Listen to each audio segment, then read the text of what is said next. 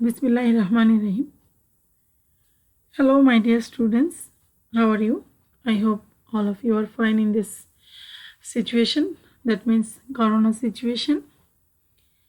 I'm also fine. Today, I come here to take the class on English, which subject code is 65712. Here, this is presented by Marufa Khatu, instructor, Non-Tech English, Molibazar Polytechnic Institute. Today I will share my thoughts with you and experience with you on active and passive voice. That is a very easy topic. You know, voice is of two types, that means active voice and passive voice.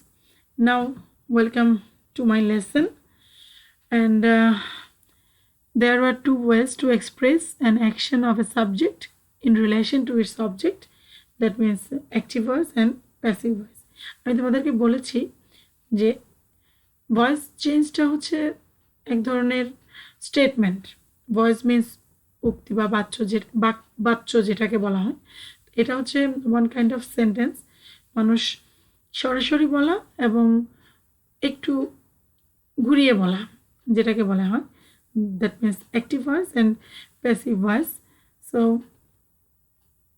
আমরা দুইভাবে আমাদের স্টেটমেন্টগুলোকে express করতে পারি।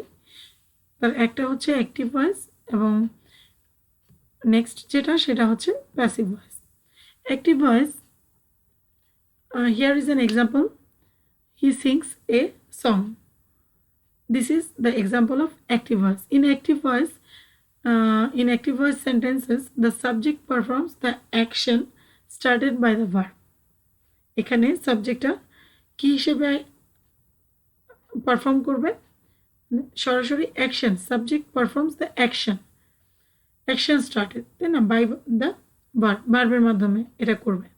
তাহলে আমরা জেনে গেলাম যে অ্যাক্টিভ ভয়েসটা কি। In active voice statements the subject performs the action started by the verb, and here is an example, he sings a song. তোমাদের এটা বোঝার সুবিধার্থে একটা করে এক্সাম্পল দেওয়া, যাতে তোমরা বুঝতে পারো যে অ্যাক্টিভ ভয়েসটা কি। এবং আরও আমরা যদি আরেকটা এক্সাম্পলের মাধ্যমে বুঝি, তাহলে আমাদের ব্যাপারটা আরও ক্লিয়ার হয়ে যায়। The next example is the student finished the exercise. The student finished the exercise. Voices refers to the arrangement of the subject and object in a sentence along with the change in the tense in the clause. ক্লজের মধ্যে টেন্সের পরিবর্তন কে arrangement করে, subject এবং অবজেক্টের যে arrangement থাকে সেটাকে কি করে, চেঞ্জ করে, তাই না?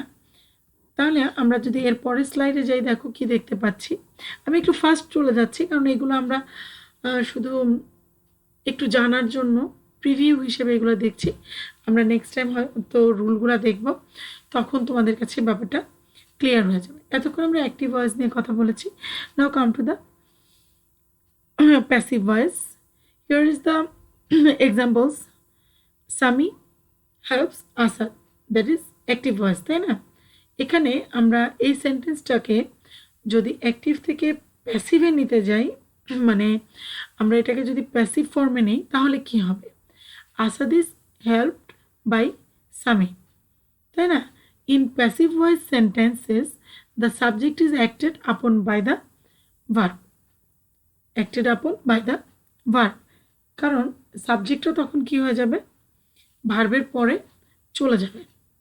এটা আমরা আমাদের এক্সাম্পলেই দেখতে পাচ্ছি। Now use of active and passive voice. Active এবং প্যাসিভ ভয়েসের যে ব্যবহারগুলো আছে সেগুলো নিয়ে আমরা একটু কথা বলি। The active voice is mostly used in, খেয়াল করো, the active voice is mostly used in writing because it gives a direct and more concise meaning.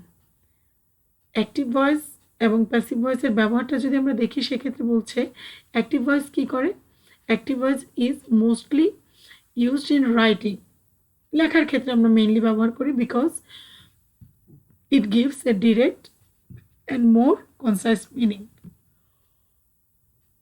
Now passive voice is used sometimes due to the following reasons. Passive ভয়েসগুলা আমাদের যে ক্ষেত্রে বা যে কারণে ব্যবহৃত হয় সেগুলো দেখো। when intentionally hiding the subject of sentence, আমরা যখন সেন্টেন্সের সাবজেক্টগুলোকে ইচ্ছাকৃতভাবে হাইড করতে চাই তখন, যেমন ধরো এক্সাম্পল একটা দিই, women were not treated as equals, তাই না? এরপরে দেখো আরেকটা ওয়ে আছে, when passive voice better explain thought of sentences, passive ভয়েসটা যখন বাক্যের যে থটসগুলো আছে সেগুলোকে আরও ভালোভাবে এক্সপ্লেন করতে পারে। যেমন ধরো এক্সাম্পল হচ্ছে cloth is sold in years, ঠিক আছে? এরপরেরটাই আসি আমরা, when subject is not exactly known, যে ক্ষেত্রে সাবজেক্টটা আমাদের জানা থাকে না সেক্ষেত্রে হিজ ওয়াচ, দেখো এক্সাম্পলটা কী বলছে, হিজ ওয়াচ ওয়াজ স্টোলেন। এখানে কার দ্বারা চুরি হয়েছে, কিভাবে চুরি হয়েছে, এগুলো কিন্তু কিছুই বলা নেই, তাই না? এখানে সাবজেক্টটা আসলে এক্স্যাক্ট নেই, তাই না? এরপরে যাই ফান্ডামেন্টাল রুলসে। এখন আমাদের আস্তে আস্তে আমরা রুলে ঢুকে যাচ্ছি, enter the rules. Here my dear students, খুব কেয়ারফুলি তোমরা ব্যাপারটা খেয়াল করবে যে আমাদের রুলগুলো কি বলছে। প্রথম রুলটাই আমাদের কি বলছে দেখো, অ্যাক্টিভ ভয়েস থেকে যদি আমরা প্যাসিভ ভয়েসে চেঞ্জ করতে যাই তাহলে আমাদের প্রথম যে শর্তটা মানতে হবে বা প্রথম যে শর্তটা আমাদের আসবে সেটা কি বলছে দেখো, the places of subject and object are interchanged. Subject এবং অবজেক্টগুলো কী হবে, তাদের জায়গা নিজেদের মধ্যে পরিবর্তন করে নেবে। The places of subject and object are interchanged, মানে অবজেক্ট সাবজেক্ট হয়ে যাবে, সাবজেক্ট অবজেক্ট হয়ে যাবে। দেখো তুমি যদি এক্সাম্পলটা দেখো তাহলেই তোমরা এটা বুঝতে পারবে, মানে তোমাদের কাছে ক্লিয়ার হয়ে যাবে। দ্যাট মিন্স তোমরা ক্লিয়ারলি এটা বুঝতে পারবে। দেখো অ্যাক্টিভ ভয়েসে কি বলছে, আই রাইট এ লেটার। তাহলে আমরা এটা যদি প্যাসিভ ফর্মে যাই, বলা হচ্ছে যে সাবজেক্ট এবং অবজেক্ট তাদের প্লেসকে ইন্টারচেঞ্জ করবে, তাহলে এ লেটারটা তখন সাবজেক্ট হয়ে যাবে এবং আইটা অবজেক্ট হয়ে যাবে এবং আই এর অবজেক্টিভ রূপ হিসেবে চলে যাবে। তাহলে কি হচ্ছে দেখো, a letter is written by me, a letter is written by me. তাহলে ফার্স্ট রুলটা কি ছিল আমাদের? ফার্স্ট রুলটা হচ্ছে the place of subject and object are interchanged. এখন আমরা আমাদের সেকেন্ড রুলে চলে যাচ্ছি, the word by is used before subject in sentences in passive voice, তাই না? দেখো বাই যে ওয়ার্ডটা আছে সেটা সাবজেক্টের পূর্বে বসবে এবং সেটা প্যাসিভ ভয়েসের ক্ষেত্রে, তো প্যাসিভ ভয়েসের সাবজেক্ট তো অবজেক্ট হয়ে চলে যায় আমরা জানি, তাহলে সেই অবজেক্টের পূর্বে এই বাইটা বসবে। দেখো look at the example, he sings a song, he sings a song. তাহলে এখানে সাবজেক্ট এবং অবজেক্ট নিজেদের মধ্যে ইন্টারচেঞ্জ করবে প্লেসে, দেন সাবজেক্টটা যেটা অবজেক্ট হয়ে যাচ্ছে সেই অবজেক্টের পূর্বে একটা বাই বসবে। তাহলে কি হচ্ছে, a song is sung by him, he sings a song, a song is sung by him. Now come to the third rule, the word by is not always used before subject in passive voice. Passive ভয়েসের যে সাবজেক্টটা আমরা যখন passive voice করি তখন সাবজেক্টটা যখন আমাদের অবজেক্ট রূপে চলে যায় তখন সব ক্ষেত্রেই মানে সর্বদাই তার পূর্বে বাই বসে না। Sometimes words with to etc. may also be used before subject in passive voice. Passive ভয়েসে কিছু কিছু সময় আমাদের উইথ টু ইত্যাদি এই ধরনের শব্দ বসতে পারে। যেমন আমরা একটা এক্সাম্পল দেখি, he knows me, he knows me. এখানে দেখো বাই কিন্তু বসছে না, I am known to him. আমাদের এখানে নর্মালি আমরা সবসময় যেটা করি বাই বসাই, কিন্তু আমাদের এখানে টু বসছে, এর জন্যই বলছি this is the difference, this is the very exceptional rule, তাই না? যে কিছু কিছু ক্ষেত্রে আমাদের প্যাসিভ ভয়েসের কিছু কিছু ক্ষেত্রে সাবজেক্টের পূর্বে বাই না বসে উইথ উইথ টু ইত্যাদি ধরনের শব্দ বসতে পারে।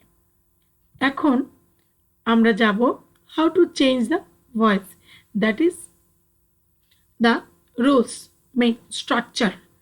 ঠিক আছে, কিভাবে ভয়েসের পরিবর্তন করতে হয়। এখন আমরা ভয়েসের পরিবর্তন করার পূর্বে তোমাদেরকে আমি একটা জিনিসই বলবো, যে ভয়েস চেঞ্জ করার সময় আমাদেরকে টেন্সটা খুব ভালো করে পড়ে নিতে হবে, কারণ আমরা যেন সেন্টেন্সগুলো দেখে বলতে পারি কোন সেন্টেন্সটা কোন টেন্সে আছে। মানে এটা present indefinite, present continuous, present perfect, নাকি পাস্ট, নাকি ফিউচার, এগুলো আমাদেরকে জানতে হবে। তাহলেই আমরা খুব ইজিলি এই চেঞ্জিং যে ভয়েস আছে, যে রুলগুলো আছে, সেগুলো আমরা খুব ভালোভাবে বুঝতে পারবো। ঠিক আছে, নাও কাম টু মাই লেসন। এখন আমরা ঢুকে যাব কোথায়? আমাদের রুলসগুলোতে, দ্যাট মিন্স স্ট্রাকচারগুলোতে। আমি এখানে তোমাদেরকে স্ট্রাকচারগুলো যেগুলো দিব, সেই স্ট্রাকচারের সাথে তোমাদেরকে আমি একটা করে এক্সাম্পলও দিব তোমাদের বুঝার সুবিধার্থে, তোমরা যেন ইজিলি ওই যে রুলগুলো আছে বা যে স্ট্রাকচারগুলো আছে, সেই স্ট্রাকচারগুলো যেন তোমরা ভালোভাবে বুঝতে পারো। সেজন্য আমরা কি করব, তোমাদেরকে একটা করে এক্সাম্পলও আমরা দিয়ে দিব। Now come to the next slide. Okay, first present indefinite tense, that means simple present tense. এখানে আমরা দুইভাবে দেখিয়েছি, অ্যাক্টিভ ভয়েসেও দেখিয়েছি, প্যাসিভ ভয়েসেও দেখিয়েছি। দেখো এখানে আমার স্ট্রাকচারটা কি বলছে। এখানে আমার স্ট্রাকচার অ্যাক্টিভ ভয়েসে এক ধরনের বলছে, প্যাসিভ ভয়েসে গিয়ে সেটা কিভাবে হবে বা কী ধরনের পরিবর্তন হবে সেটাকে দেওয়া হচ্ছে, তাই না? তাহলে আমরা অ্যাক্টিভ ভয়েসটা যদি খেয়াল করি, তাহলে আমরা দেখব যে আমাদের অ্যাক্টিভ ভয়েসে দিচ্ছে যে সাবজেক্ট থাকবে, তারপরে ভার্ব থাকবে, মানে ফার্স্ট ফর্ম প্লাস এস অথবা ইএস যুক্ত হবে, প্লাস অবজেক্ট বসবে, সাবজেক্ট বসবে, ভার্বের ফার্স্ট ফর্ম প্লাস এস অথবা ইএস বসবে, তারপরে অবজেক্ট বসবে।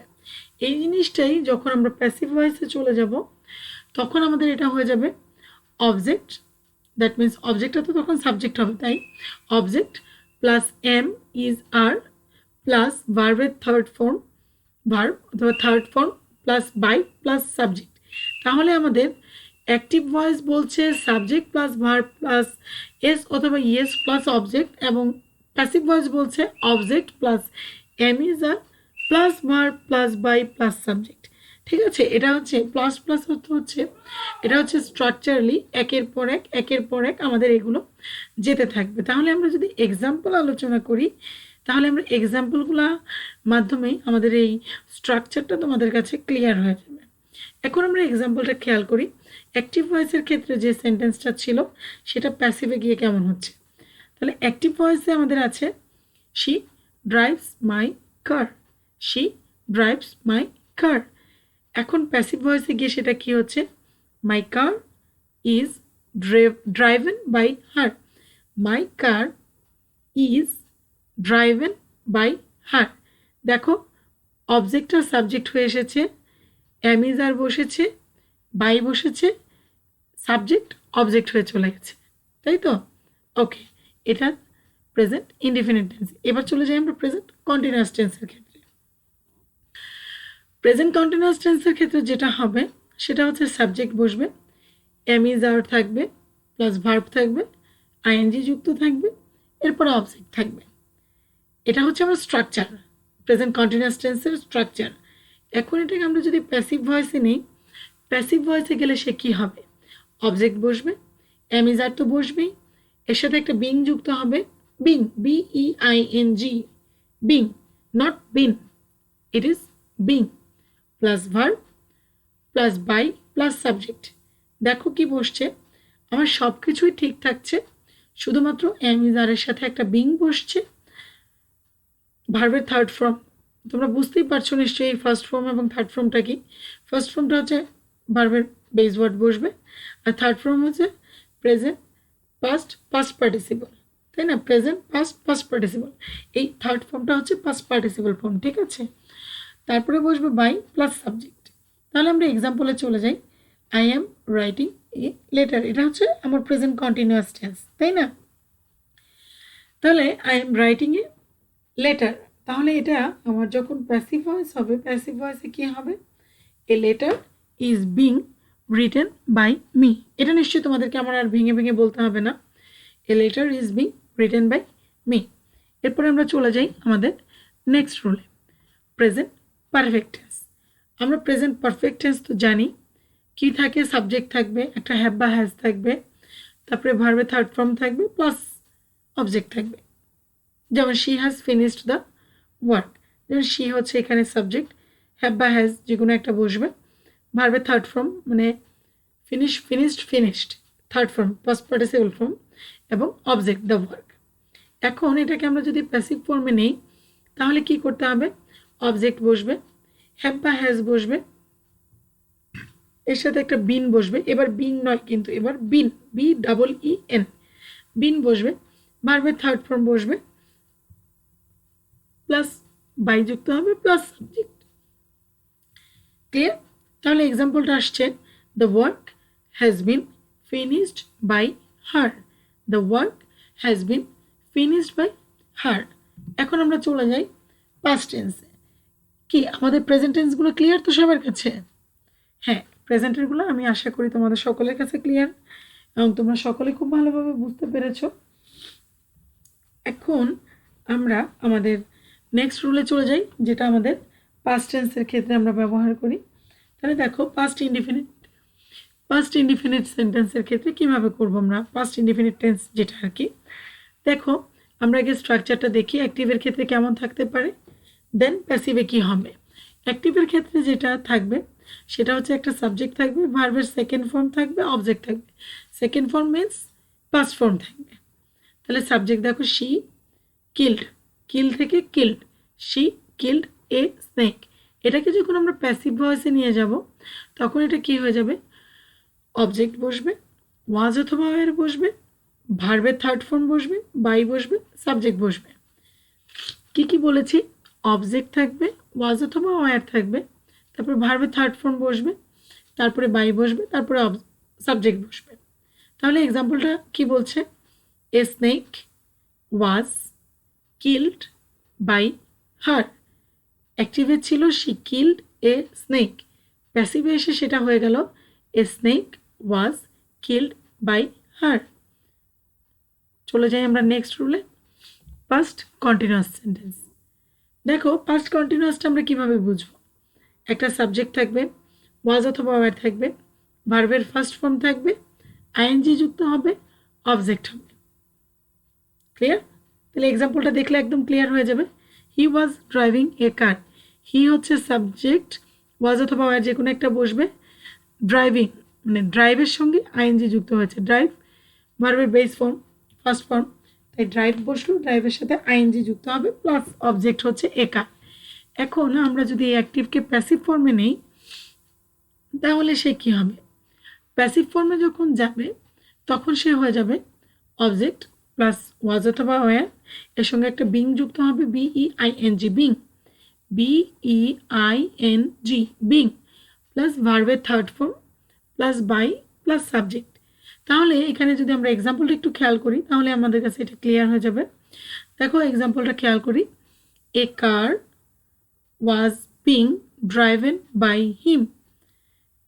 অ্যাক্টিভে ছিল হি ওয়াজ ড্রাইভিং এ কার, প্যাসিভে এসে সেটা কি হলো? এ কার রুল অনুসারে was being driven by him. তাহলে রুলটা ফলো করছে তো না? অবজেক্ট বসলো, ওয়াজ ওয়্যার বসলো, বিং বসলো, ভার্বের থার্ড ফর্ম বসলো, বাই বসলো, সাবজেক্ট বসলো। Now come to the past perfect sentence. Past perfect sentence আমরা কীভাবে বুঝবো? অ্যাক্টিভ ভয়েসে কীভাবে থাকবে? সাবজেক্ট থাকবে, হ্যাড ভার্ব থাকবে, ভার্ব থাকবে, ভার্বের থার্ড ফর্ম আর কি, প্লাস অবজেক্ট। এক্সাম্পলটা দেখি, they had completed the assignment. দেটা হচ্ছে সাবজেক্ট, হ্যাড ভার্বের থার্ড ফর্ম হচ্ছে কমপ্লিটেড, অবজেক্টটা হচ্ছে দ্য অ্যাসাইনমেন্ট। এখন প্যাসিভ ফর্মে যখন যাব কি বসবে, অবজেক্ট বসবে, হ্যাড বসবে, এরপরে একটা বিন বসবে, BEEN। এবার কিন্তু বিং নয়, বিন, প্লাস ভার্বের third form plus by plus subject. তাহলে দেখো এখানে দ্য অ্যাসাইনমেন্টটা অবজেক্টটা ছিল হ্যাড, হ্যাড বসলো, বিন বসেছে, বিন, কমপ্লিটের থার্ড ফর্মটা হচ্ছে কমপ্লিটেড, কমপ্লিটেড বসেছে, তারপরে বলেছে বাই বসবে, বাই, তারপরে সাবজেক্টটা বসবে। তাহলে সাবজেক্ট কি ছিল, দে ছিল, ওটা দেম হয়ে অবজেক্ট হয়ে গেল। তাহলে the assignment had been completed by them, যেটা আমার অ্যাক্টিভ ভয়েসে ছিল, they had completed the assignment, এটা প্যাসিভ ভয়েসে হয়ে গেল the assignment had been completed by them. এবার চলে যাই আমরা ফিউচার টেন্সে। ফিউচার ইনডিফিনিট সেন্টেন্সে কিভাবে থাকবে, সাবজেক্ট থাকবে, একটা শ্যাল অথবা উইল থাকবে, ভার্বের ফার্স্ট ফর্ম থাকবে, অবজেক্ট থাকবে। দেখো I shall make a table, এখানে আই আছে, সাবজেক্ট শ্যাল অথবা উইল, তাহলে এখানে শ্যাল বসলো, ভার্বের ফার্স্ট ফর্ম মেক, অবজেক্ট হচ্ছে এ টেবিল, তাহলে I shall make a table. এখন যদি আমরা এটাকে প্যাসিভ ফর্মে নিয়ে যাই তাহলে আমরা কি পাবো, প্যাসিভ ফর্মে গিয়ে এটা কি হবে, অবজেক্ট হবে, শ্যাল এবং উইল তো বসবেই, এর সঙ্গে একটা বি বসবে, বি বসবে, প্লাস ভার্বের থার্ড ফর্ম বসবে, প্লাস বাই বসবে, প্লাস সাবজেক্ট বসবে। তাহলে আমরা আমাদের এক্সাম্পলটা খেয়াল করি। আমাদের এখানে যে এক্সাম্পলটা আছে সেই এক্সাম্পলটা বলছে a table will be made by me, a table will be made by me.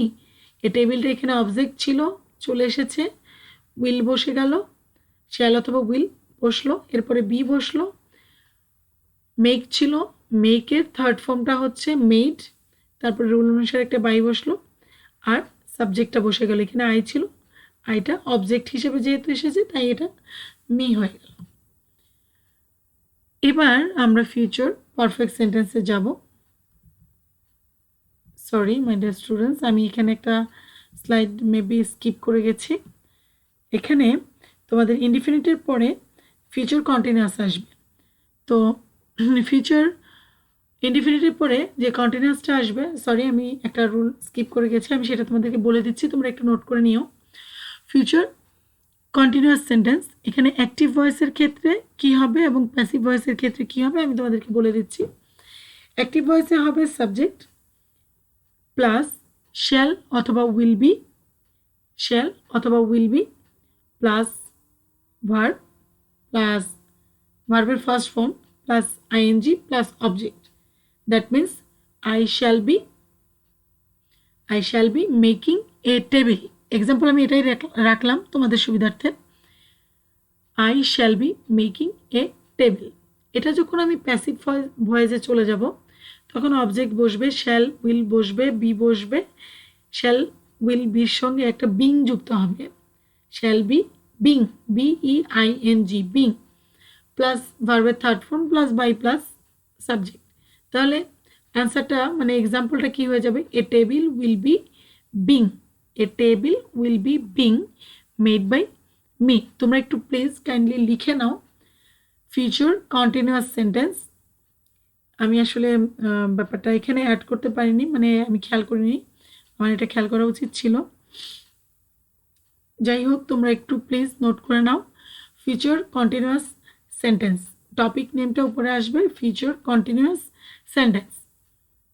Active voice passive voice সব কিছু সেম থাকবে, শুধুমাত্র এই সাবজেক্টের পরে উইল এবং শ্যাল যেটা, এরপরে একটা বি বসবে, প্লাস দিয়ে বি থাকবে, প্লাস বাকি সব ঠিক থাকবে। এক্সাম্পলটা হবে আই শ্যাল, এরপরে একটা বি, তারপরে মেকের পরে আইএনজি। এই যে দেখো এখানে যেটা ভার্বের পরে ফার্স্ট ফর্ম ছিল, এরপরে একটা আইএনজি যুক্ত দিয়ে এরপরে অবজেক্ট, তাহলে এক্সাম্পলটা আসবে I shall be making a table, I shall be making a table. Passive ভয়েসের ক্ষেত্রে আসবে অবজেক্ট প্লাস শ্যাল অথবা উইল প্লাস বি, এরপরে একটা বিং, BEING বিং, প্লাস ভার্বের third form plus by plus subject. আর এক্সাম্পলটা আসবে এ টেবিল উইল বি বিং, এখানে বির পরে একটা বিং যুক্ত হবে, will be being made by me. M I clear? এবার চলে যাই আমরা ফিউচার পারফেক্ট সেন্টেন্সের ক্ষেত্রে। মেবি আমার ওই স্লাইডটা অন্য আরেকটা স্লাইডকে আমি ডিলিট করতে গিয়ে এটাকে ডিলিট করে দিয়েছি, সরি ফর দ্যাট। ওকে, আমি তোমাদেরকে কয়েকবার করে বলে দিয়েছি, তোমরা প্লিজ একটু নোট করে নিও ওখানে। আচ্ছা, এখন future perfect sentence. Future perfect সেন্টেন্সের ক্ষেত্রে অ্যাক্টিভ ভয়েসে কি হবে, সাবজেক্ট বসবে, শ্যাল অথবা উইল বসবে, এরপরে হ্যাভ বসবে, তারপরে ভার্বের ফার্স্ট ফর্ম, ভার্বের থার্ড ফর্ম হবে, এটা ফার্স্ট ফর্ম না, এটা থার্ড ফর্ম হবে, তারপরে অবজেক্ট বসবে, তারপরে অবজেক্ট বসবে। তাহলে দেখো এক্সাম্পলটা বলছে you will have started the job, you will have started the job. তাহলে এখানে যখন আমরা প্যাসিভ ভয়েস করব তখন এটা হয়ে যাবে অবজেক্ট প্লাস উইল অথবা shall plus have plus been plus by plus subject. এখানে the job will have been started by you, the job will have been started by you. Okay my dear students, maybe তোমরা এটা clear হয়েছ। আমার শেষের দুটো স্লাইডে একটু সমস্যা হয়ে গেছে, নো প্রবলেম, তোমরা ব্যাপারগুলো একটু নোট করে নিবে। আশা করি তোমরা ব্যাপারটা নোট করেছো। তো আজকে আমি একটু ফার্স্টই কথাগুলো বলেছি। তোমরা জানো যে গত ক্লাসে আমি যে তোমাদের ক্লাসটা নিয়েছিলাম সেটা তোমরা ঠিক কতটুকু বুঝতে পেরেছো আমি জানি না। ওই দিন আমার জ্বর এবং গলা ব্যথার জন্য আমার ক্লাস তোমরা হয়তো বুঝতে পারোনি। আজকেও তোমরা দেখছো যে আমার গলাটা এভাবে ঠিক হয়নি। আমি বেশ কিছুদিন ধরেই ঠান্ডার সমস্যায় ভুগছি, যার কারণে আমার এই সমস্যাটা হচ্ছে। নো প্রবলেম, আমি আশা করছি তোমরা সকলে আমার এই ক্লাসটা বুঝতে পেরেছো এবং এটা আমি আশা করব যে তোমাদের এই ক্লাসগুলো তোমাদের জন্য অনেক উপকার বয়ে আনবে। তো তোমরা সকলে ভালো থাকো, থ্যাংক ইউ অল। সবাই সুস্থ থাকবে, নিজেদের খেয়াল রাখবে এবং বাড়িতে সবাইকে নিয়ে খুব ভালো থাকবে এবং ছোটদের যত্ন নিবে এবং অবশ্যই পড়াটা ক্লিয়ার করবে। আমার ক্লাসের পরেও এই স্লাইডটা দেখার পরেও তুমি তোমাদের যে ক্লাস আছে সেখানে তোমরা যে তোমাদের যে টেক্সট বই আছে সেই টেক্সট বইগুলো তোমরা একটু দেখে নিবে, তাহলে দেখবে যে ব্যাপারটা তোমাদের কাছে একদম ইজি হয়ে গিয়েছে এবং আমি আশা করব যে তোমাদের ক্লাসটা উপকার করতে পারবে। তো ঠিক আছে স্টুডেন্টস, ভালো থেকো, take care all of you and thank you again.